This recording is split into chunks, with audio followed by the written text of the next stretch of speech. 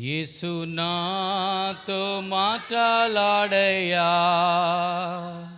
యేసు నాతో మాటలాడయ్యా,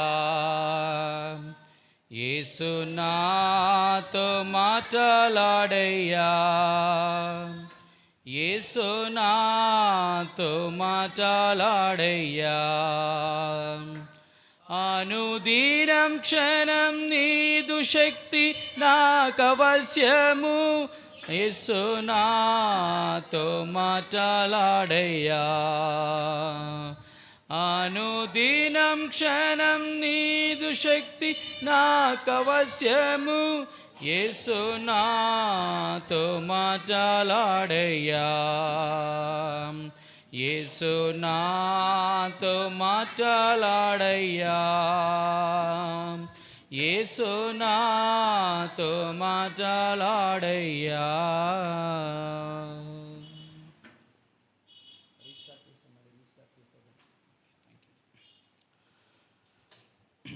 ప్రభునందు ప్రియమైన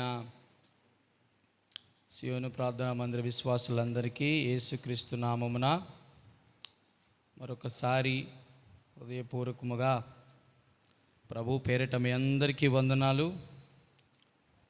దేవుడు అద్భుత రీతిగా మరొకసారి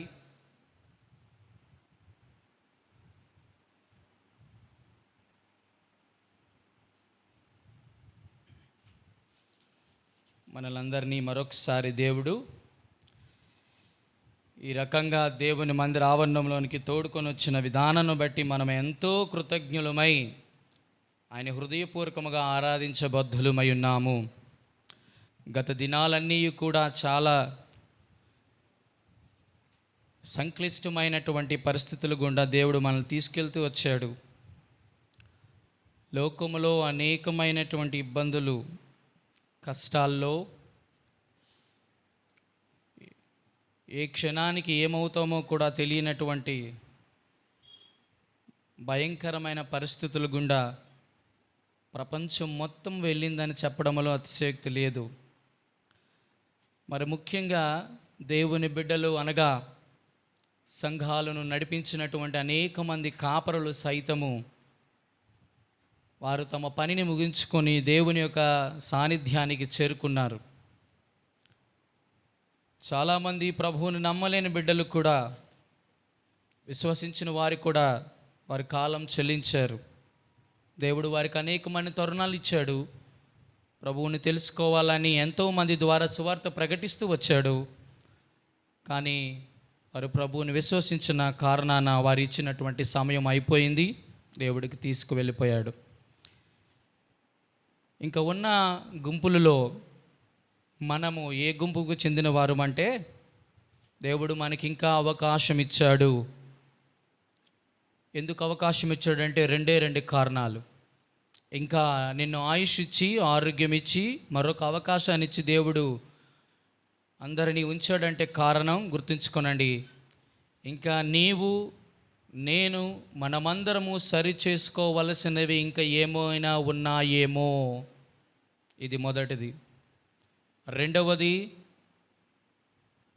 ఇంకా దేవుడు నీ మీద మోపినటువంటి పరిచర్య పని ఇంకా మిగిలి ఉన్నది. ఈ రెండు కారణాలు జాగ్రత్తగా ఆలోచించేయండి. దయచేసి చాలామంది మాకు తెగులు రాలేదు కదా, మేము వ్యాక్సిన్ వేయించుకున్నాం కదా, మాకేం సమస్య లేదు కదా అని మీరు అనుకుంటే పొరపాటే. జాగ్రత్త అమ్మా. వ్యాక్సిన్స్ వేయించుకున్న వాళ్ళు కూడా చాలామంది చచ్చిపోయారు. నేను చెప్పాను కదా, దేవుడు తన యొక్క స్వాధీనములో నీ యొక్క ప్రాణాత్మ శరీరములు ఉన్నాయి. మరణదూత నీ ప్రక్కనే ఉంటుంది. ఏ క్షణాన్ని నిన్ను తోడుకొని వెళ్ళిపోతుందో తెలియదు. తీసుకెళ్లే ముందు రెండు గమ్యాలు నీకు. ఇంతవరకు నీ భక్తి చేసావు. ఈ భక్తి ద్వారా నీవు పరలోక రాజ్యానికి వెళ్ళడానికి దేవుడు నీకు రెండు అవకాశాలు. మొదటిది, ఇంకా దేవుని సన్నిధిలో సరి చేసుకోవలసినది నీ వ్యక్తిగత జీవితంలో, నీ కుటుంబ జీవితంలో ఈ సంఘ జీవితంలో ఇంకా నువ్వు సరి చేసుకోలేనిది ఏదైనా ఉంటే దేవుడు అవకాశం ఇస్తున్నాడు సుమి అనుకుంటావు. అవకాశం ఇచ్చాడు దేవుడు. 2, ఇంకా నీ పరిస్థితి ఒక తల్లిగా ఇంకా నీ పని అవ్వలేదేమో, తండ్రిగా ఇంకా నీ బాధ్యత తీరలేదేమో, ఇంకా అన్నదమ్ముడుగా అక్క చెల్లెలుగా, లేక సంఘములో, లేక కుటుంబ వ్యవస్థలో ఇంకా నీ బాధ్యత ఇంకా మిగులుందేమో. ఆ కారణం చేత దేవుడు నిన్ను ఉంచాడు. జాగ్రత్త సుమి. మనము వెళ్ళిపోయిన వారి కంటే గొప్పవారము కాదు, బలాఢ్యులము కాదు, శూరులము కాదు, జ్ఞానవంతులము అంతకన్నా కాదు. ఇది కేవలము దేవుని కృప అంతే.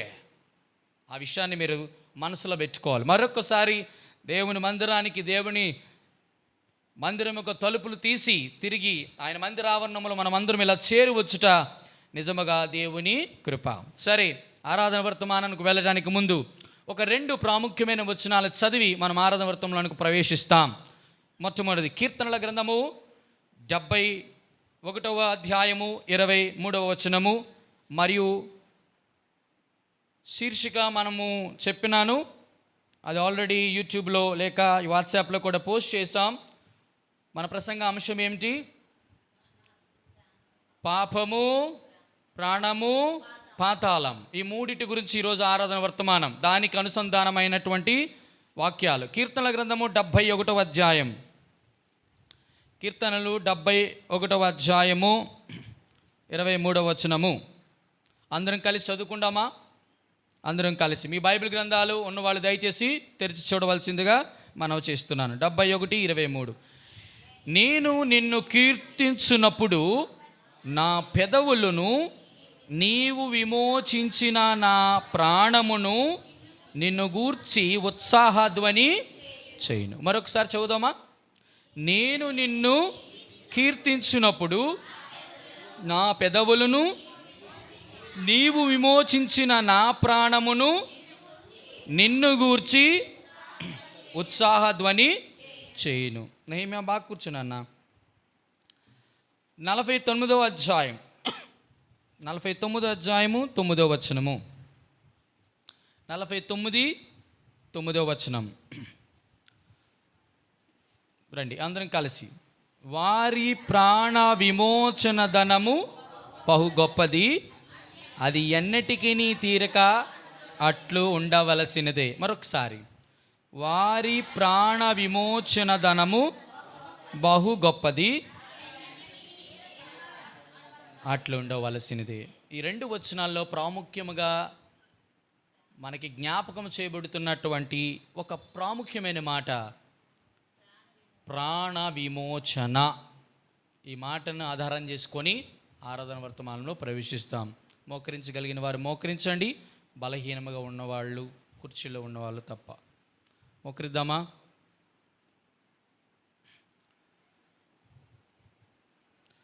మహాగణుడు, మా ప్రియ పరలోకపు తండ్రి, నీ పరిశుద్ధ నామానికి స్తోత్రాలు. మరొకసారి నీ పాద సన్నిధికి వస్తున్నాం దేవా.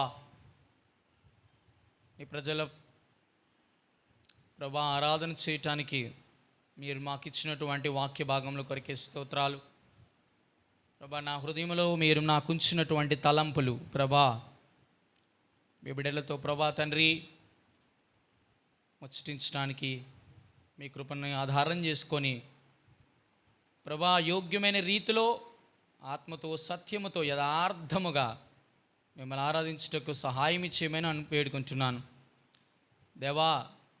మీరు నాకు మాటలు ఇవ్వకపోతే, నా నోరు నేను తెరవకపోతే, మీ మాటలు నా నోటిలో ఉంచకపోతే ప్రభా నేనేమి చెప్పలేను. నేను కేవలము దుమ్ముని ధూళిని, నిష్ప్రయోజకుడును, అపాత్రుడును, ఎన్నిక లేని వాడిని, అయోగ్యుడును, జ్ఞానము లేని వాడిని. ప్రభా మీరు నాతో మాట్లాడండి ప్రభా, మీ తలంపులు నాకు దయచేయండి ప్రభా. తద్వారా ప్రభా నీ బిడ్డలకి ప్రభా నీ మాటల ద్వారా యోగ్యమైన రీతిలో ఆరాధన చేయటానికి మమ్మల్ని పురుకొల్పమని, మీరే మహిమ ఘనత ప్రభావములు పొందుకోమని, సకలమైన మహిమ ఘనత ప్రభావములు మీకు ఆరోపిస్తూ మా ప్రియ రక్షకుడు యేసుక్రీస్తు నామమున అడిగి వేడుకొనుచున్నాము తండ్రి, ఆమేన్. ఆమేన్. భక్తుల సంఖ్య తగ్గినట్టుంది ఈరోజు.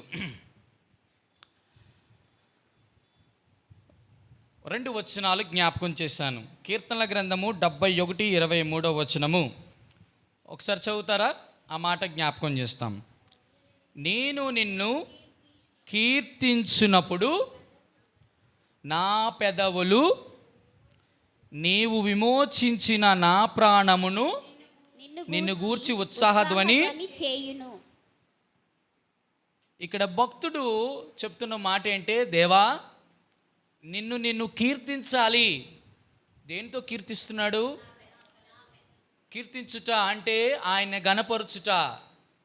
ఎవరిని గణపరుస్తున్నాడంటే నీవు విమోచించిన నా ప్రాణము, మన ప్రాణాన్ని విమోచించాడట. మన ప్రాణమును విమోచించినటువంటి ఆ వ్యక్తి గురించి మన ప్రాణం ఏం చేస్తుందట?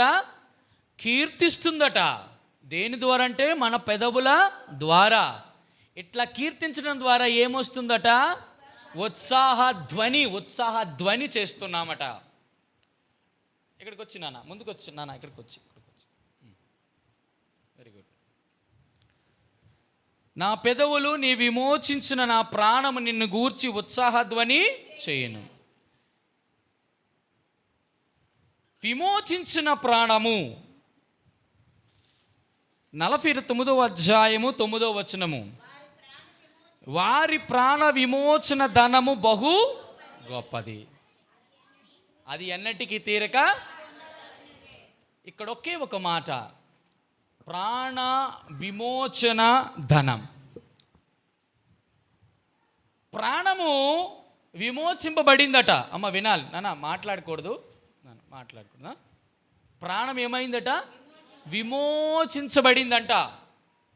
ఎక్కడి నుంచి విమోచించబడింది అని అంటే, దానికి తర్వాత దాని యొక్క భావం ఏంటో చూద్దాం. దానిలో ఉన్న అంతర్గతమైన విషయాలు ఏంటో చూస్తాం. అసలు ఈ ప్రాణం ఎందుకు విమోచించబడాలి? Why should our soul, our spirit should redeem? ఎందుకు మన ఆత్మ లేకపోతే మన ప్రాణము విమోచించబడాలి అని అంటే, అసలు విమోచన అంటే అర్థం ఏమిటంటే విడుదల. అసలు ప్రాణం ఎందుకు విడుదల చేయబడాలంటే, విడుదల చేయబడాలి అంటే అర్థం ఏంటంటే ఈ ప్రాణము ఎవరికో బంధింపబడింది. అసలు ప్రాణం ఎందుకు బంధింపబడాలి అని అంటే, చాలా అద్భుతమైన మాటలు. ప్రాణమట ఈ ప్రపంచంలో ప్రాణాన్ని బంధించే అధికారం, పట్టుకునే అధికారము ఎవరికి పడితే వాళ్ళకి ఉండదట. కొంతమందిగా ఉంటుంది. అది ఎవరికి ఉంటుందో చెప్పనా? రండి, ఒక అద్భుతమైన మాట. ప్రాణాన్ని ఏది మన ప్రాణాన్ని ఏది పట్టుకుంటుందంటే, రండి, నిర్గమాకాండము 32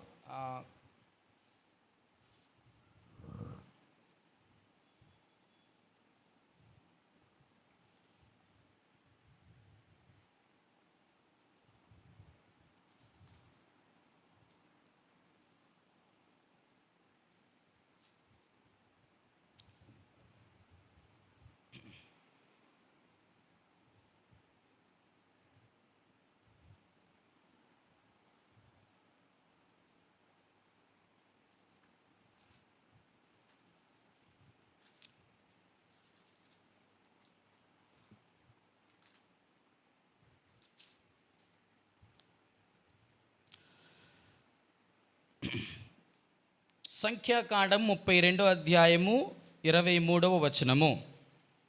సంఖ్యాకాండము 32:23. యెహోవా దృష్టికి పాపము చేసిన వారగుదురు కనుక మీ పాపమట మిమ్మల్ని పట్టుకుంటుంది. అమ్మా వినండి ఈ మాట. ప్రాణ విమోచన క్రయధనము, ఈ మాట వినండి. ప్రాణమట విమోచింపబడాలి. విమోచింపబడాలంటే ఈ ప్రాణాన్ని ఏదో పట్టుకుంది. ఈ ప్రాణము పట్టుకోవడం అంటే అర్థం ఏంటంటే, మానవుని యొక్క స్థితి 3 ప్రాముఖ్యమైన విషయాలతో ముడిపడి ఉంటుంది. మొదటిది శరీరము, రెండవది ప్రాణము, మూడవది ఆత్మ. ఈ ప్రాణాన్నట పాపం ఏం చేస్తుందట? పట్టుకుంటుందట. మనము చేసిన ప్రతి పాపము ఏం చేస్తుంది? ప్రాణాన్ని పట్టుకుంటుంది. ఈ పాపము పట్టుకొని తన దగ్గరికి ఉంచుకోదంట. పాపము మనల్ని పట్టుకొని తన దగ్గర ఉంచుకోదట. ఏం చేస్తుంది తెలుసా? ఈ పాపము ఒకరికి అప్పు చెప్తుంది. ఎవరికి అప్పు చెప్తుందో తెలుసా? రోమాపత్రిక 6వ అధ్యాయము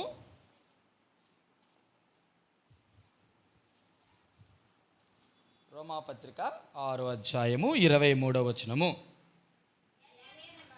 ఏలయనగా పాపము వలన వచ్చు జీతము. ఈ ప్రాణాన్ని ఈ పాపం పట్టుకొని, అమ్మా ఇంతవరకు నేను హ్యాండిల్ చేయాల్సినంత వరకు హ్యాండిల్ చేశాను, పాపం వలన ఏమొచ్చుద్దట? మరణానికి. ఇగో నా పోర్షన్ అయిపోయింది, ఇంకా నీ పోర్షన్కి వచ్చిందని మరణానికి అప్పు చెప్తుందట. ఎవరిని? ప్రాణాన్ని. అంటే మనల్నే. ఇప్పుడు పాపం చేసిన వారందరూ కూడా ఏది పట్టుకుంది? ఇప్పుడు మరణం పట్టుకుంది. ఈ మరణాన్ని పట్టుకున్నటువంటి ఈ మరణం ఏం చేస్తుంది తెలుసా? తన దగ్గర ఉంచుకోదట. ఏం చేస్తుంది ఈ మరణం? ఏం చేస్తుంది తెలుసా? ఒక దానికి ఒప్పచెప్తుంది. దేనికి? పాతాళానికి ఒప్పచెప్తుంది. 3 పాపము, మరణము, పాతాళం. ఇప్పుడు విచిత్రం ఏంటంటే, ఈ పాపం చేసాం, దానికి వచ్చిన జీతం మరణం, సరిపోయింది. మరణం అయిపోయిన తర్వాత లాస్ట్ ఫైనల్ స్టేజ్ ఏంటంటే పాతాళం. పాతాళము అంటే మీరేమో అనుకున్నారు కాబోలు. పాతాళానికి బైబిల్లో 7 ప్రాముఖ్యమైన విశేషాలు ఉన్నాయి. ఈ పాతాళం ఏంటో మనకు తెలిస్తే అప్పుడు మనకు ఒక రకమైన భయం పుడుతుంది. ఎందుకంటే పాతాళానికి ఎవరు వెళ్తున్నారంట? పాపము చేసిన వారందరూ వెళ్తున్నారు. అది ఏ పాపమైనా కానీ. పాపం అంటేనే బైబిల్లో ఆజ్ఞ అతిక్రమమే పాపం, సకల దుర్నీతియు పాపం, విశ్వాస మూలము కానిదేదో పాపం, మూర్ఖుని యొక్క యోచన పాపం, మీ మట్టుకు నేను ప్రార్థన చేయకపోవటమే పాపం. ఇవన్నీ కూడా ఏంటి? పాపాలే. అందులో ఆజ్ఞ అతిక్రమే పాపం. అంటే అర్థం ఏంటంటే దేవుడు కొన్ని విషయాలు చెప్పాడు, అవి చేయకపోవడమే పాపం. దేవుడు కొన్ని విషయాలు చేయొద్దు అన్నాడు, అలా చేయటమే. చూడండి, దేవుడు కొన్ని విషయాలు చెబితే చేయకపోవడం పాపం. దేవుడు కొన్ని విషయాలు చేయొద్దు అన్నాడు, చేస్తే 2 ఉన్నాయి. ఈ రకంగా మనం ఎక్కడికి వెళ్ళిపోయాం తెలుసా? పాతాళానికి. అసలు పాతాళం అంటే ఏంటి? పాతాళంలో 7 ప్రాముఖ్యమైన విషయాలు ఉన్నాయి. ఒక్కొక్క విషయం చెప్తాను. అసలు పాతాళం ఎటువంటిదో అది చెప్తాను. మొదటిది రండి, పాతాళం యొక్క విషయం ఏంటంటే చూద్దాం. మొట్టమొదటిది యెషయా గ్రంథము 57వ అధ్యాయం 9వ వచనం. త్వరగా యెషయా గ్రంథము 57:9.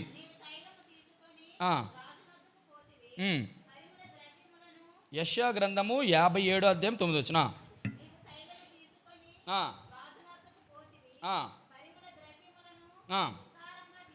తీసుకొని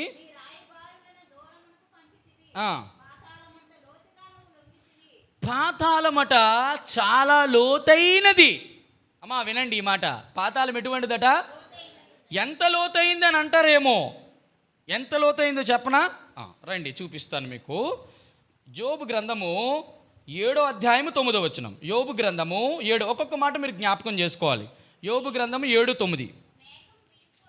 మేఘము విడిపోయి అదృశ్యమగునట్లు పాతాళమునకు దిగిపోయిన వాడు మరి ఎప్పుడునూ. బిడ్డలారా జ్ఞాపకం చేసుకోండి, నీ జీవితంలో నా జీవితంలో చేసిన పాపము ద్వారా మనం తెచ్చుకున్నది మరణం. ఈ మరణను ఏం తీసుకెళ్ళింది? పాతాళంలో తీసుకెళ్ళింది.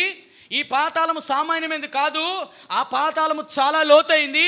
ఒకవేళ ఆ పాతాళము లోతైనటువంటి ఆ పాతాళంలోకి నీవు నేను కానీ దిగిపోతే మరి ఎన్నడను పైకి రాలేం. మీరు అనొచ్చు, ఎందుకు పాతాళం నుంచి పైకి రాలేమని అంటారేమో. చూపిస్తాను అది కూడా. రండి యోబు గ్రంథం, రండి యోబు గ్రంథం.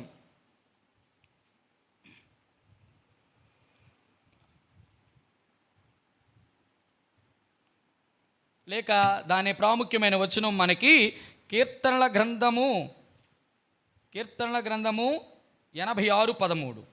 కీర్తనల గ్రంథము 86:13. నానా కీర్తనల గ్రంథము 49:15. కీర్తనల గ్రంథము 49:15. దేవుడు నన్ను చేర్చుకొనును పాతాళ బలములో నుండి. చాలు నాన్న. ఎందుకు మనుషులు పైకి రాలేరంటే పాతాళానికి ఒక ప్రాముఖ్యమైన గుణం ఉంది. ఏంటది? చాలా బలమైనది. నీ బలాలు నీ బలం సరిపోదు. కుల బలం, మత బలం, శారీరక బలం, జ్ఞాన బలం, యుద్ధ బలం, సంఘ బలం, రాజకీయ బలం, ఎబ్రోను బలం. ఎబ్రోనన్న వదలదు, పెంతుకోస్తే అన్న వదలదు, దయానంద్ నగర్లో మంచి రాజకీయ బలం ఉందన్న వదలదు, ఏది వదలు. అందరినీ సమానంగా చూస్తుందట. పాతాళము లోతైంది. ఒకవేళ పాపం చేసిన వాళ్ళు మరణించి పాతాళంలోకి వెళ్తే మరి ఎప్పటికీ పైకి రాలేరు. ఎందుకు రాలేరంటే అది ఏం చేస్తుంది? పాతాళము చాలా బలమైనది. ఎందుకు బలమైంది అని అంటే, దయచేసి వదలవే అని నువ్వు అడిగితే అది ఏమంటారు తెలుసా? రండి చూపిస్తాను, మీకు ఒక మాట చూపిస్తాను. పరమగీతాలు 8:6. పరమగీతాలు 8:6. పరమగీతాలు 8. ప్రేమట మరణమంత బలమైనది, ఈర్ష పాతాళమంతా. అంటే పాతాళం ఎటువంటిది? కఠోరమైనది. రిక్వెస్ట్ చేస్తే యేసు ప్రభులాగా పాపాలను క్షమించి విడిచి వదిలిపెట్టే బాపతి కాదు. ఎందుకో తెలుసా అమ్మా? వినండి. దేవుడు నీకు ఇచ్చిన అవకాశాన్ని వదులుకొని పాపం చేసి మరణించి మరణం తెచ్చుకున్నావు. ఆ మరణంతో నువ్వు పాతాళంకి పోయావు. ఈ పాతాళంలోకి వెళ్ళిన నువ్వేమో తెలుసా? అది చాలా లోతైంది. అది ఒక్కసారి లోపలికి దిగితే ఎవరు పైకి రాలేరు. అమ్మా దయచేసి కొంచెం వదులు అంటే, నేను వదలను, కఠోరమైంది అంటుంది కదా. ఎందుకు కఠోరమైంది? దానికి వివక్ష లేదు. వివక్ష అంటే అర్థం ఏంటి?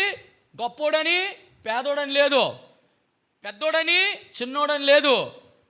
ఎవ్వరికి వివక్షణ ఉండదు దానికి. అంత కఠోరమైనది. ఎందుకు తెలుసా కఠోరమైనది? ఒకవేళ కిందకి వెళ్ళి పైకి పారిపోతావని చెప్పేసి దానికి కొన్ని లక్షణాలు ఉన్నాయి. ఇంకో లక్షణం ఉంది. ఎటు తెలుసా? పాతాళానికి రండి చూపిస్తాను. కీర్తనల గ్రంథము 18:5. కీర్తనల గ్రంథము 18:5. త్వరగా. పాతాళపు పాశములు నాని అరికట్టగను. అమ్మా పాతాళానికి ఏమున్నాయో తెలుసా?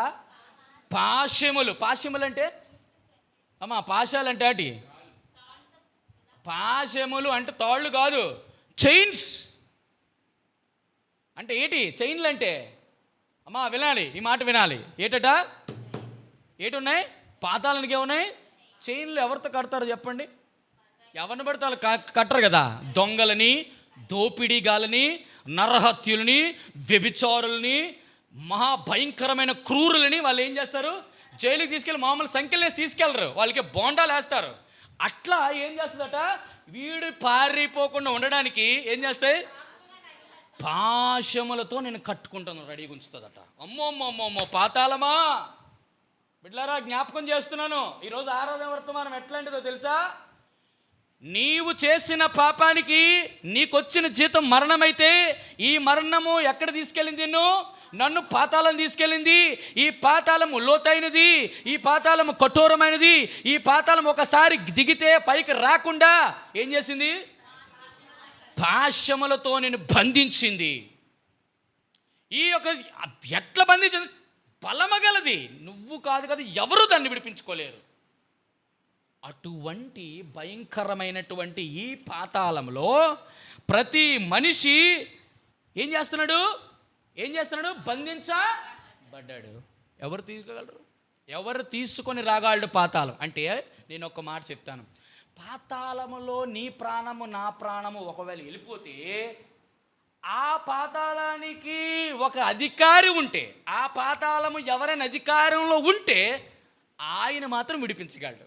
అంటే అధికారం అంటే ఏంటో తెలుసా? అధికారానికి బైబిల్లో ఒక చిన్న మాట ఉంది. ఏంటో తెలుసా? రండి. ప్రకటన గ్రంథం 1:18. ప్రకటన, నేను మొదటి వాడను, కడపటి వాడను, జీవించువాడను, మృతుడినైతిని గాని ఇదిగో యుగ యుగములు మరియు చూడండి, పాతాళ లోకము యొక్కయు తాళపు చెవులు ఎవరి స్వాధీనంలో ఉన్నాయి? తాళపు చెవులు అని అనగానే దాని అర్థం ఏంటో తెలుసా? అధికారము కలిగిన వాడు. పాతాళానికి అదొక లోకం ఉంది. మూడు లోకాలు. మొదటిది పరలోకం, రెండోది భూలోకం, భూమి క్రింద ఉన్న లోకం, అది పాతాళ లోకం. ఈ పాతాళ లోకం యొక్క తాళపు చెవులు ఎవరి స్వాధీనంలో ఉన్నాయి? నీవు నేను ఆరాధించేటువంటి యేసుక్రీస్తు ప్రభువారి చేతిలో ఉన్నాయి. అంటే దాని అర్థం ఏంటో తెలుసా? ఒకవేళ దానిలోనికి పంపించగలడు, కావాలంటే తలుపు తీసి వెనక్కి.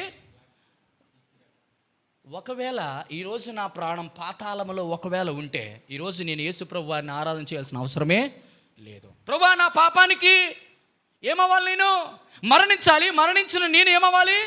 పాతాళం. ప్రభువా, పాతాళము. నేను ఒకప్పుడు ఈ అవగాహన లేదు. ప్రభువా, పాతాళముది కఠోరమైనదా? పాతాళము లోతైనదా?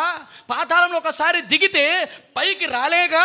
ఆ యొక్క పాతాళం ఏం చేస్తే అనుకున్న పాశములతో నన్ను కట్టి బంధించింది. ఆ బంధకుల నుంచి బయట లేకుండా ఆ పాతాళము బలముతో కిందకు లాగుతూ వచ్చింది. ఈరోజు నా జీవితంలో నీవు చేసిన, నేను చేసిన, మనందరూ చేసిన పాపాలకి మనము ఎప్పుడో పాతాళములకు వెళ్ళి ఉండాల్సినది. ఎప్పుడో వెళ్ళిపోవాలి. ఈరోజు బిడ్డలారా, ఈ తెగులుతో చచ్చిపోయినటువంటి ప్రభువుని విశ్వసించలేని, యేసు ప్రభు అంటే దేవుడిగా అంగీకరించలేని ఎంతోమంది బిడ్డలు ఈరోజు నేను చెబుతున్నా, ఇక్కడ కన్ను మూశారు, పాపంతో కన్ను మూశారు, యేసు ప్రభుని ఆశ్రయించలేదు. ప్రభా, నేను పాపిని, నన్ను క్షమించు ప్రభా, నీ రక్తం క్రింద వస్తున్నాను ప్రభా అని తమ నోటితో ఒప్పుకోకుండా, ప్రాయశ్చిత్తం రాకుండా, విమోచింపబడకుండా ఏమయ్యారో తెలుసా? ఇట్లా కళ్ళు మూశారు, మరణించారు. తెగులుతోని, కరోనాతో అట్లా పాతాళంలో కళ్ళు ఓపెన్ చేశారు. ఇప్పుడు ఏం చేస్తున్నారు తెలుసా? పెడబొబ్బులు పెడుతున్నారు, తప్పించుకోవడానికి ప్రయత్నం చేస్తారు. రాజకీయ బలమా? కుదరదు. కుల బలమా? కుదరదు. మత బలమా? కుదరదు. కుటుంబ బలమా? కుదరదు. ఏ బలముతో నువ్వు పైకి రావాలన్నా ఆ అగాధములోనికి, ఆ పాతాళ లోకములోనికి, కటిక చీకటి బిలమది. నీవు నేను ఒకరికొకరు గుద్దుకొని తిట్టుకొని అసలు మనం మనుషులం కనబడలేని పరిస్థితిలో ఉంటాం. అటువంటి పరిస్థితి నీదైన జాగ్రత్త. మనం ఏమో అనుకుంటున్నాం, ఇక్కడ ఏదో సుఖంగా వెళ్తుంది అనుకుంటున్నాం. నువ్వు చేసిన ప్రతి రహస్య పాపానికి ఒకరోజు నువ్వు క్రయము చెల్లించాలి. అయితే విషయం ఏంటో తెలుసా బిడ్లారా? ఎప్పుడో ఎంతోమంది పాతాళానికి వెళ్ళిపోయారు. ఇంకా వాళ్ళు క్రయం చెల్లించిన అవసరం లేదు. ఎందుకో తెలుసా? ఇంకా పాతాళం నిత్య పాశములతో బంధించింది, పైకి రాలేరు, తప్పించుకుందామని అవ్వలేదు. కానీ మనం ఈరోజు సజీవులుగా ఉన్నాం. దేవుడు నీకు అవకాశం ఇస్తూ, ప్రతిరోజు దేవుని వాక్యముతో నేను హెచ్చరిస్తూ, ప్రతిరోజు దేవుని వాక్యముతో నేను బుద్ధి చెబుతూ, దేవుని యొక్క వాక్యములు పెంపారుస్తూ నీ జీవితం మార్చాలని, నీ మనసు మార్చాలని, నీ యొక్క తలంపులు మార్చాలని, నీ ఊహలు మార్చాలని దేవుడు ఎంతో నీ యందు ఇష్టపడి ఏం చేస్తున్నాడు తెలుసా? బిడ్డ, ఒకవేళ నువ్వు పాపం చేసి నిరంతరము దేవుని వాక్యం వింటూ అందులోనే జీవిస్తూ నువ్వు మరణిస్తే, నువ్వు పాతాళంలోకి వెళ్తే ఇది నా పరిస్థితి. నువ్వు తప్పించుకోవడానికి అవ్వదు. అది లోతైనది, అది కఠోరమైనది, అది బలము కలిగినది, అది నిత్య పాశములతో ఉన్నది. ఒకసారి అందులోకి వెళ్ళిపోతే ఎవ్వరు రారు. ఎలాగుంటుంది చెప్పనా బిడ్డ? మీరు అనుకుంటున్నామో పైకి రావడానికి కొంతమంది సెక్యూరిటీ గార్డు ఉన్నారు తెలుసా పాతాళంలో మనకి. ఏమో తెలుసా? ఇప్పుడు ఎంతమంది అయితే చచ్చిపోయారో యేసు ప్రభువుని నమ్మకుండా, యేసు ప్రభుని దేవుని అంగీకరించిన వాళ్ళు ఎక్కడున్నారో తెలిసినా రండి. 49వ కీర్తన 14వ వచనం. సెక్యూరిటీ గార్డు ఉన్నారు మనకి.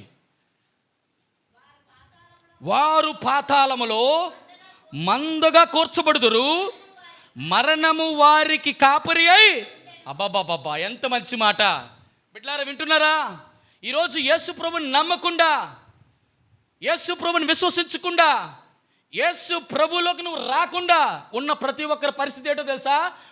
అందరూ కూడా పాతాళములు ఎలాగున్నారట? ఒక మందగా ఉన్నారంటే ఎంతమంది ఉన్నారో తెలీదు. ఎందుకో తెలుసా? ఈ ప్రపంచంలో 4 ఉన్నాయట. 4 ఈ ప్రపంచంలో. నాకు చాలు అననివి ఏంటట? నాకు చాలు అనని, నాకు వద్దండి, ఇంకా నాకు సరిపోయిందండి అనవట అవి. అమ్మ వింటున్నారా? అవట ఈ 4 అన్నమాట. ఏంటో తెలుసా? 4 ఉన్నాయట. చూపినా రండి. సామెతల గ్రంథం చాలా అద్భుతమైన మాట. సామెతల గ్రంథం 30:16. సామెతల గ్రంథం 30:16. నాన్న 30 కొంచెం పైకి వెళ్ళినా. సామెతలు 30 చదువు. తృప్తి పడనివి 3 కలవట, చాలు అని పలకవటవి. అవి 4 ఉన్నాయట. అవి ఏంటంటే పాతాళము. అమ్మా చాలు, ఈ 4 చెప్పాడు. అందులో ఫస్ట్ ర్యాంక్ ఎవరిది? పాతాళానికట. నాకు చాలు బాబు. జనాల ప్రపంచమంతా పాపులు, మూర్ఖులు, దుష్టులు అందరూ వచ్చేస్తున్నారు బాబు. నేను తట్టుకోలేకపోతున్నాను, ప్లేస్ సరిపోవట్లేదు. ఈ యొక్క ఇంకా పాతాళంలో ఇంకా నాకు ప్లేస్ లేదు, సరిపోవట్లేదు అని అందట. రా, ఎంతమంది తీసుకొస్తాను? 730 కోట్ల జనాభా తప్పు చేసి పాతాళంలోకి వెళ్ళిపోతే ఇంకా అంటుందండి, ఇంకెవరైనా ఉన్నారా అని అడుగుతుందట. అంత స్పేస్, అంత ప్లేస్ ఉందట. అంతేనా బిడ్లారా? ఎంత భయంకరమైన పరిస్థితి.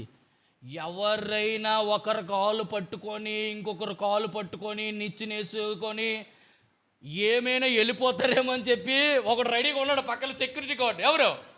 మరణము వారికి. బిడ్డ జాగ్రత్త, మరణము జాగ్రత్త. మరణమట నీకు కాపలుగా ఉంచాడు.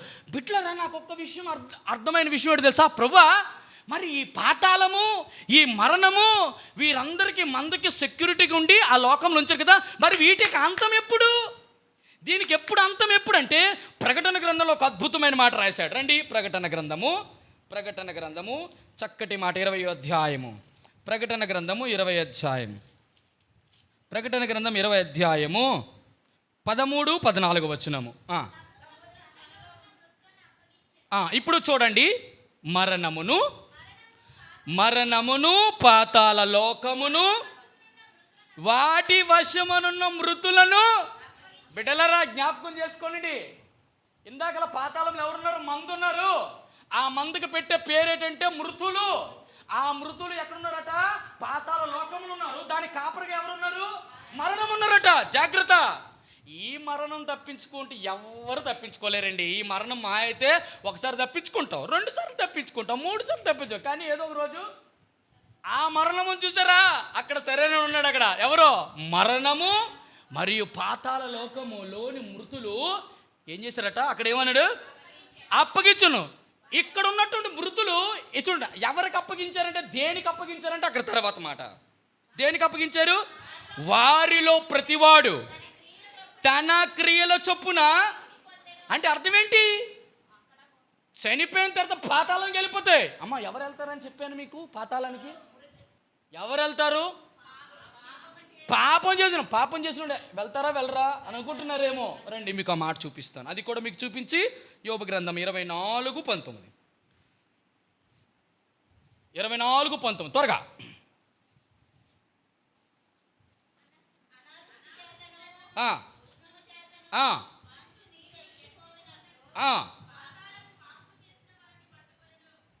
పాపము చేసినోరిని ఎవరిని పట్టుకుంటుంది?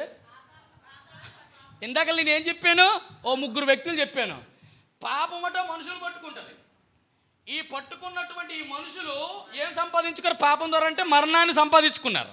ఏంటి? జీతం మరణమే కదా, పాపం వల్ల వచ్చే జీతం. ఈ మరణము ఏం చేసింది తెలుసా? బిడ్డ వినండి ఈ మాట. ఈ మరణం ఏం చేసింది తెలుసా? మరణమా, ఎందుకు నువ్వు అంత టెన్షన్ పడుతావు? నాకు అప్పు చెప్పండి. ఇప్పుడేమంటుందా? మరణం ఏమంటుందా? అంతవరకు కాపరిగా ఉంది కదా, ఏం చేస్తుంది అని? పాతాళానికి. ఇప్పుడు పాతాళం ఏం చేసుకుంది? పట్టుకుంది. అబ్బా, పాతాళము పాపం చేసిన వాళ్ళని, అంటగా ప్రాణాన్ని ఏం చేసింది? పాతాళం పట్టుకుంది. ఇప్పుడు ఏమైనది? మన మృతువులకి, అంటే చనిపోయిన వారందరూ ఈ పాతాళ లోకంలో ఒక మరణము కాపరిగా ఉందట. ఎందుకు కాపరిగా ఉన్నారేమో అనుకోవచ్చు. పాతాళములో 4 రకాలైన బాధలు ఉంటాయి, తర్వాత చెప్తాను. ఈ పాతాళంలో ఉన్నటువంటి వాళ్ళందరూ కూడా ఇప్పుడు ఏం చేస్తున్నారు తెలుసా? వేదన, బాధ, ఏడ్పు, కన్నీరు, దాహము, అన్ని రకాలైన క్షోభ అనుభవిస్తారు. ఇప్పుడు అర్థం ఏంటో తెలుసా? ఇప్పుడు ఈ ప్రాణాన్ని ప్రభా ఈ పాతాళం నుంచి ఎవరు విడిపిస్తారో లేదు. ఎందుకు? ఈ మరణం ఏం చేయాలా? రేపు జరగబోతున్న తీర్పుకి వీళ్ళందరినీ ఏం చేయాలా? అప్పచెప్పాలా. దేనికి? ప్రతివాడు మీలో ప్రతివాడు బిడ్డ, నువ్వు చేసిన ప్రతి క్రియ, ప్రతి పని రేపొద్దున అక్కడ తీర్పు తీర్చబడుతుంది. విషయం ఏంటో తెలుసా? అక్కడ చిన్న అద్భుతమైన మాట ఉంది. రండి, ప్రకటన గ్రంథం 20వ అధ్యాయం.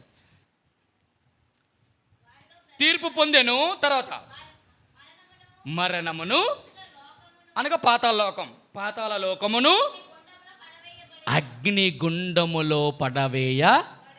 అమ్మా, ఒకసారి నువ్వు తీర్పుకు అప్పచెప్పబడిన తర్వాత నీకు కాపరిగా ఉన్న మరణం చూసావా, అది నేను ఇంతవరకు దాచిన స్థలం ఉంది, నాకు చాలదు అన్నది చూసావా, అసంతృప్తి కలిగిన లోకం, పాతాళ లోకం, మృతుల లోకం, ఆ రెండింటినీ కూడా దేవుడు ఏం చేస్తాడంటే అగ్నిగుండంలో.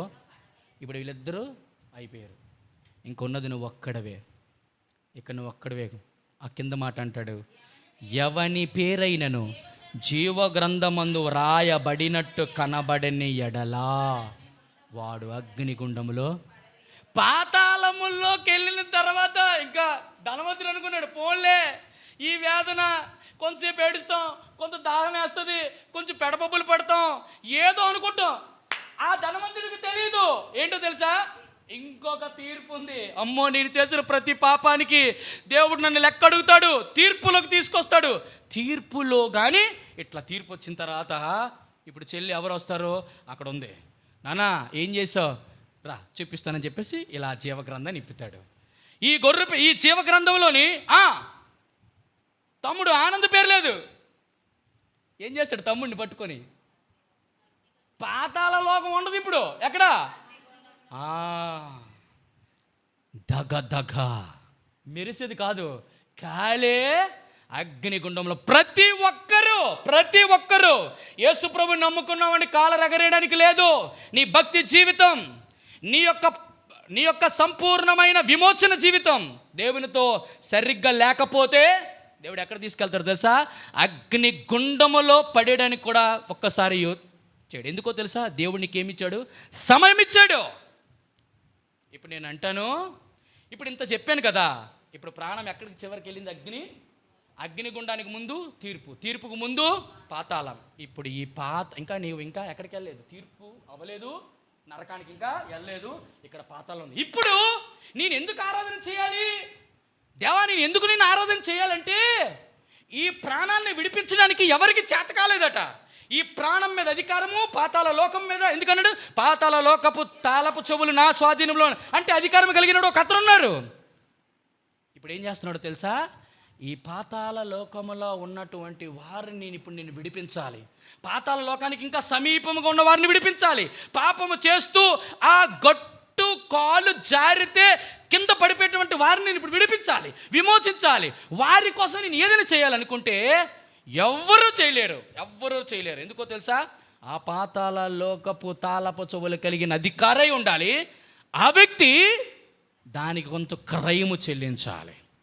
క్రయము చెల్లించకుండా ఎవ్వరు విడిపించలేరు. ఆయన క్రయము చెల్లించాల్సింది ఏంటో తెలుసా? నీ ప్రాణానికి క్రయము ఎవరో తెలుసా? ప్రాణ విమోచన క్రయ ధనము. ఏమిటి ధనం? ఈ ధనం ఏమిటి? ప్రాణ విమోచన క్రయ ధనం అంటే ధనం. ఏంటి ధనం? రండి, మొదటి తిమోతి రాసిన పత్రిక త్వరగా 2వ అధ్యాయం 6వ వచనం. త్వరగా. ఈయన అందరి కొరకు విమోచన క్రయ ధనముగా. బిడా, ఆ ధనము ఎవరు కాదు, నా ధనమా. ఎవరి ధనము? నా యేసయ్యా, నువ్వే నాయనా నా క్రయధనము. ఏం చేశాడు కదా? ప్రాణ విమోచన క్రయధనం. ఏమిటి? యేసు ప్రభు క్రయం ఏం చెల్లించాడు? మత్తయి సువార్త 20వ అధ్యాయం 28వ వచనం. మత్తయి సువార్త 20వ అధ్యాయం 28వ వచనం. త్వరగా.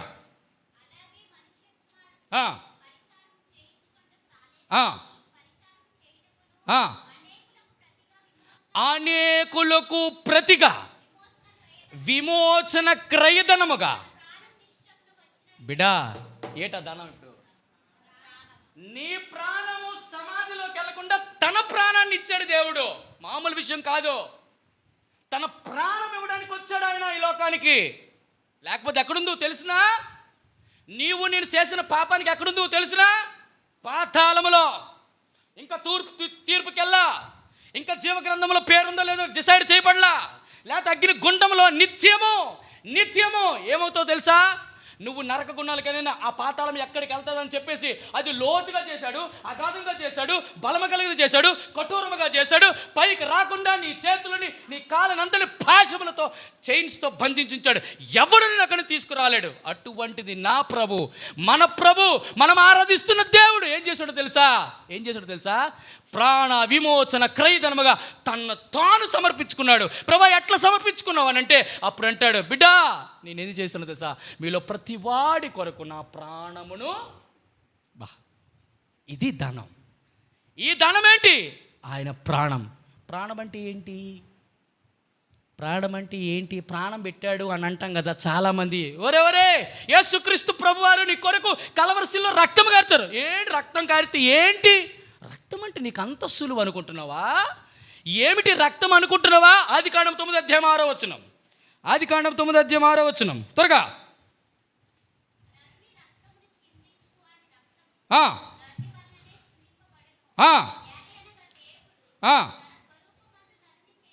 నానా 4వ వచనం.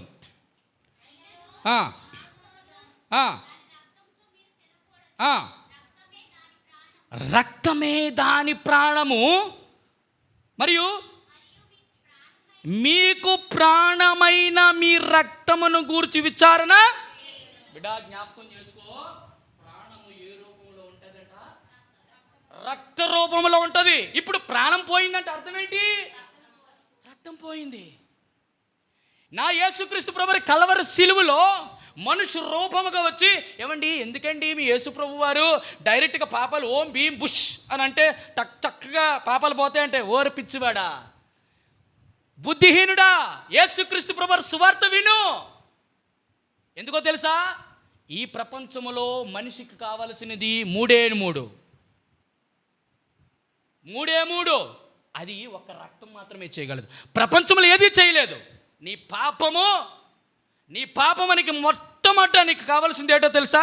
చాలా ప్రాముఖ్యమైన మాటలు. ఈ 3 మాటలు మాత్రం ఖచ్చితంగా ప్రతి ఒక్కడికి రావాలి. రండి, మొట్టమొదటి త్వరగా సంఖ్యాకాండం 35:33 త్వరగా. సంఖ్యాకాండం 35:33. సంఖ్యాకాండం 35:33.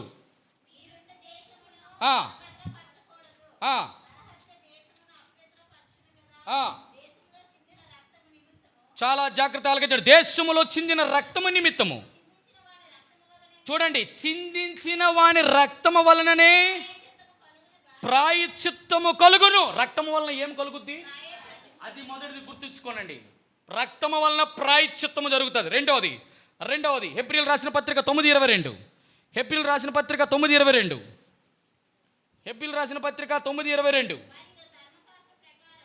మరియు ధర్మశాస్త్రము ప్రకారము సమస్త వస్తువులను రక్తము చేత శుద్ధి చేయబడవాలని, రక్తము చిందింపకుండా. రక్తము వలన ఏం కలుగుద్ది? పాపక్షమాపణ. ఇది 2. మూడవది 1 పేతురు 1:19 19 19 త్వరగా.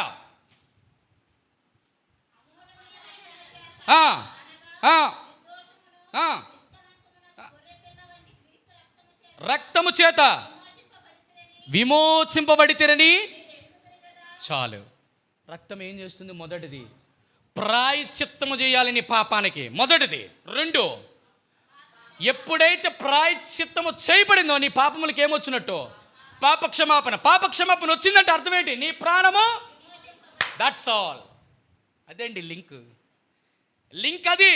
నీ కొరకు ప్రాయశ్చిత్తం చేసిన వాళ్ళు ఎవరైనా ఉన్నారా? అమ్మ, నాన్న, అక్క, చెల్లి, బంధువులు, స్నేహితులు ఎవరైనా నీ పాపములు తీసివేసే శక్తి ఉండాలి అంటే మొదటిది అధికారము కలిగిన వాడు ఉండాలి. అంటే పాతాళ లోకానికి అధికారం లేదు. రెండవది ఏం చేయాలా? రక్తము చిందించడం కుప్పల మంది ఉన్నారు. లేరా? నేను అంటాను, ఒక ప్రేమికురాలు, నిజమైన ప్రేమికుడు ఏం చేస్తాడు తెలుసా? తన కోసం చచ్చిపోయిన వాళ్ళు కుప్పల మంది ఉన్నారు. లేరా? ఉన్నారు. మరి యేసు ప్రభు చచ్చిపోయిన గొప్ప విచిత్రం ఏమైనా ఉందా అనుకుంటే చాలా పొరపాటు. ఎక్కడ పొరపాటు తెలుసా? ప్రతి ఒక్కడు తన కొరకు రక్తము చిందించి కోసుకొని పీక తీసుకొని ఎక్కడో చనిపోవటమో రక్తము చిందించడమో జరుగుతుంది. ప్రేమ అట్లా చేస్తుందట. అయితే నా యేసు ప్రభు యొక్క ప్రేమలో ఉన్న గొప్ప విచిత్రం తెలుసా? ఏ రక్తమైతే ప్రాయశ్చిత్తం చేస్తుందో, ఏ రక్తమైతే పాప క్షమాపణ ఇస్తుందో, ఏ రక్తమైతే ప్రాణాన్ని విమోచిస్తుందో, ఆ రక్తము, ఆ ప్రాణము హెబ్రీయులకు రాసిన పత్రిక చాలా అద్భుతమైన మాట.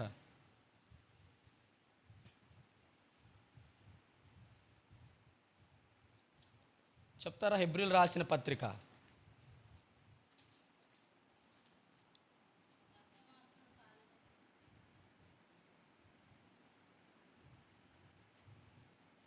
10వ అధ్యాయము 4వ వచనము. ఏలయనగా ఎడ్ల యొక్కయు మేకల యొక్కయు రక్తము పాపములను తీసివేయుట.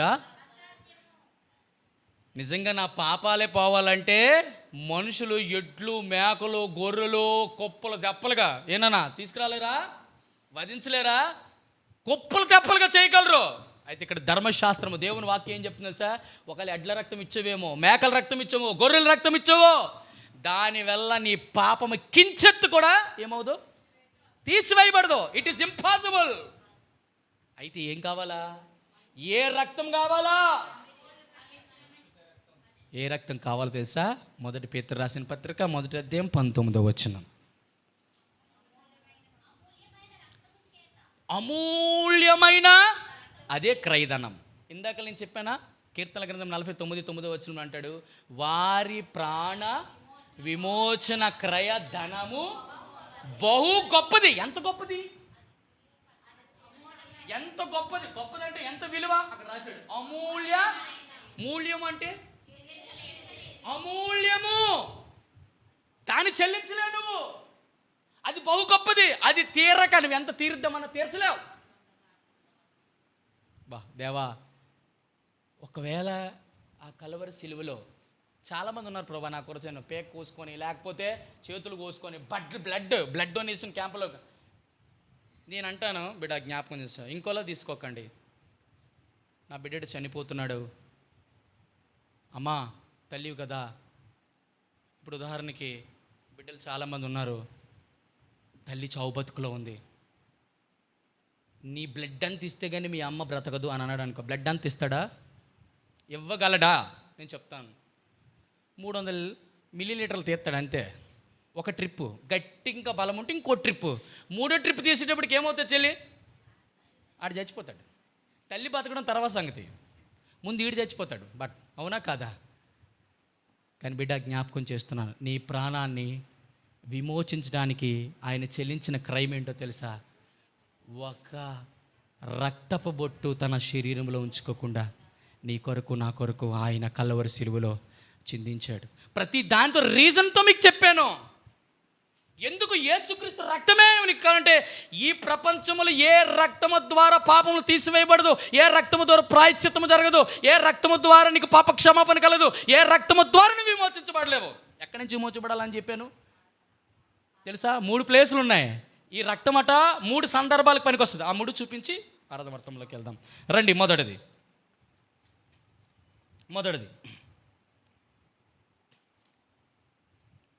యోబు గ్రంథం 33 అధ్యాయం 28 వచనం. యోబు గ్రంథం 33:28.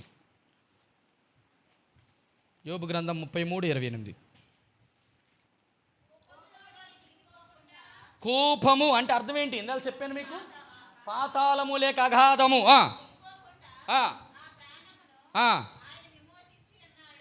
ఆ మాట గమనించండి. విమోచించి అమ్మా, యేసుక్రీస్తు రక్తము ద్వారా నువ్వు కడగబడినటువంటి ప్రతి విశ్వాసి గమనించాలి. మనలో కూర్చున్న ప్రతి ఒక్కరు కూడా నీ పాపములు లేక ద్వారా వచ్చినటువంటి మరణము నుంచి పాతాళములు వెళ్ళవలసిన నీ ప్రాణాన్ని ఏం చేశాడు? తన రక్తం ద్వారా విమోచించి. అక్కడ గమనించండి, 3 పాయింట్స్ గమనించాలి. విమోచించి ఉన్నాడంటే అర్థం ఏంటి? భూతకాలమా, వర్తమానం, భవిష్యత్తా? భూతకాలం కంప్లీటెడ్, విమోచించాడు. రెండోది, ఒక విమోచించిన ప్రాణం తర్వాత పాపం చేయకుండా ఉంటుందా? పాపం చేయకుండా ఉన్నావా? పాపం లేకుండా ఉన్నాను అంటే నీకు బల్ల అవసరం లేదు, నువ్వు దేవుడివే, అంతే కదా. 103వ కీర్తన, 103వ కీర్తన, కీర్తన 103, 4వ వచనం. సమాధిలో నుండి నీ ప్రాణమును విమోచించుచున్నాడు అంటే అర్థమేంటి? వర్తమాన కాలం కంటిన్యూషన్. ఆ రక్తము ఆల్రెడీ ముందు విమోచించింది, ఇప్పుడు ఏం చేస్తుంది? సమాధిలో నుండి నీ ప్రాణం. నువ్వు ప్రతిరోజు సమాధిలోకి వెళ్ళిపోవలసిన దానవే దానవుడు. ఎందుకంటే మనం చేసిన పాపాలకి ఇమీడియట్గా దేవుడి శిక్ష వస్తే నువ్వు ఎక్కడికి వెళ్ళిపోవాలా?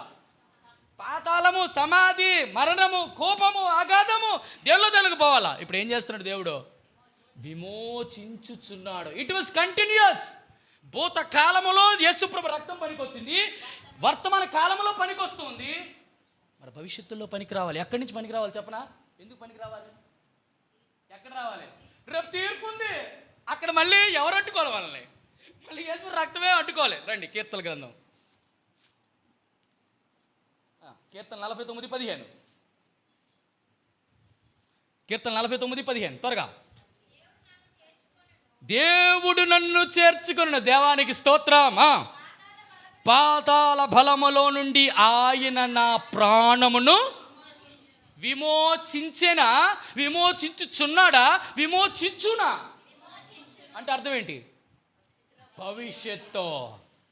ఎందుకో తెలుసా బిడ్డలారా, చెప్తున్నాను, ఆలోచించండి బాగా. ఈ మాట, ఈ మర్మము విషయం తెలుసుకోవాలి. వెంటనే పాతాళము, మరణము ఏం చేస్తుంది? అందులో ఉన్న మృతుల్ని సైతం అందరినీ కూడా ఏం చేస్తుంది? మొట్టమొదటి ఎక్కడికి అప్పచెప్తుంది? తీర్పులకు అప్పచెప్తుంది. ఎప్పుడైతే తీర్పులకు అప్పచెప్పాడో ఇప్పుడు జీవ గ్రంథం ఓపెన్ చేయబడుతుంది. ఈ క్రియల ద్వారా తీర్పు జరుగుతూ ఉంటుంది. ఒకవేళ పొరపాటున తీర్పులో తేడా వచ్చింది అనుకో, నా దేవుడు ఎంత కనికరవంతుడంటే తెలిసిన, జకరియా గ్రంథం ఆ మాట చూపించి, ఎన్నో పేజీ? 773 అధ్యాయం, 3వ అధ్యాయం మొదటి నుంచి. మరి యెహోవా దూత ప్రధాన యాజకుడైన యెహోషువ నిలవబడుటయు, సాతాను ఫిర్యాది అయి కుడి పార్శ్వమున నిలబడుటయు అతడును కనపరచును. సాతాను, యెహోవా నిన్ను గద్దించును, యెరూషలేము కోరుకుని యెహోవా నిన్ను గద్దించును, ఇతడు అగ్నిలో నుండి తీసిన కొరువు వలె ఉన్నాడు కదా అని యెహోవా దూత సాతానుతో అనిను. యెహోషువ మలిన వస్త్రములు ధరించిన వాడై దూత సముఖములు నిలబడి ఉండగా, దూత దగ్గర నిలుచున్న వారిని పిలిచి ఇతని మైలు బట్టలు తీసివేయడని ఆజ్ఞాపించి, నేను నీ దోషమును పరిహరించి ప్రశస్తమైన వస్త్రములతో నిన్ను అలంకరించుచున్నాను అని. బిడ్డ, ఇక్కడ విషయం గమనిస్తారా? ఇక్కడ ఒక అద్భుతమైన మాట.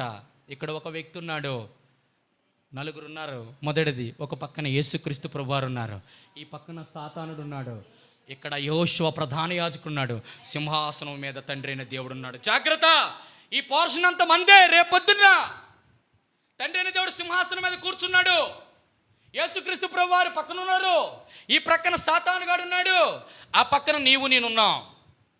ఇక్కడ ఎవరున్నారు నిలబడి అంటే సామాన్య వ్యక్తి కాదు, ప్రధాన యాజకుడు. ప్రధాన యాజకుడు అంటే అర్థం ఏంటో తెలుసా?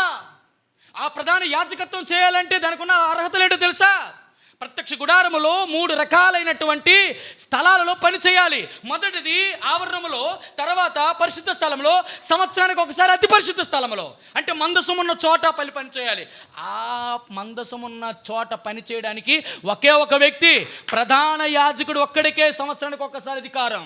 ఈరోజు నేను అంటాను, ఆ ప్రధాన యాజకుల పోర్షను అప్పట్లో లేవీయుల గోత్రం అంటే ప్రత్యేకింపబడాలి. ఆ గోత్రం అన్ని గోత్రాలు చేయడానికి లేదు సేవ, పరిచర్య చేయగలరు. వీళ్ళు కొంచెం క్వాలిఫికేషన్ పెరిగి కొంచెం రీతులు అయితే అప్పుడు వీళ్ళు పరిశుద్ధ స్థలంలోనికి వెళ్ళే ఛాన్స్ ఉంటుంది. ఈ లేవీయులు కాస్త ఇప్పుడు యాజకులు అవుతారు. కొన్ని సంవత్సరాలు గడిచిన తర్వాత ఈ యాజకులు కాస్త ప్రధాన యాజకుడికి అవుతాడు. బిడ్డ, ఇక్కడ ఏమున్నాడో తెలుసా? ప్రధాన యాజకుడు యెహోషువ చచ్చిపోయాడు. ఇప్పుడు ఎక్కడికి వెళ్ళాలి చనిపోయిన అందరూ? ఎక్కడికి వెళ్ళాలి? పాతాళంలోకి. ఇప్పుడు పాతాళంలో నుంచి సీన్ ఏం జరుగుతుందో తెలుసా? ఇప్పుడు ఈ ఆత్మ మృతులు పాతాళం ఏం చేస్తుంది?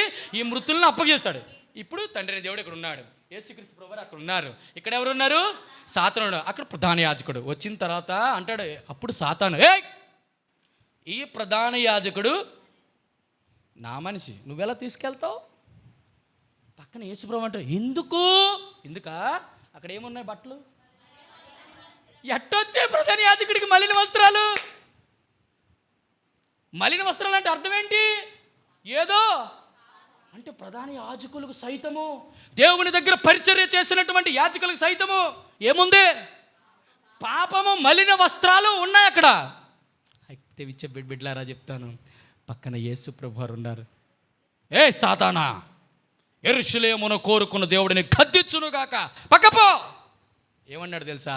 పక్కనున్న దూతలు పిలిచి ఏమన్నారు?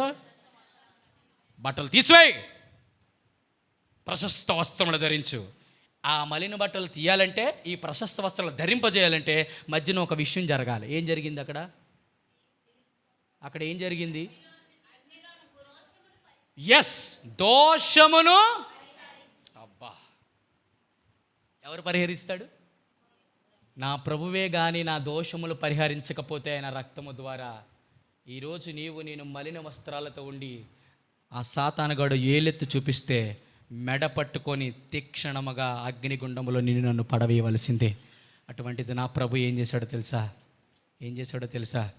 సాతానును గద్దించాడు, దోషమును పరిహరించాడు, ప్రశస్త వస్త్రమును ధరింపజేశాడు, తన సింహాసనం మీద నన్ను.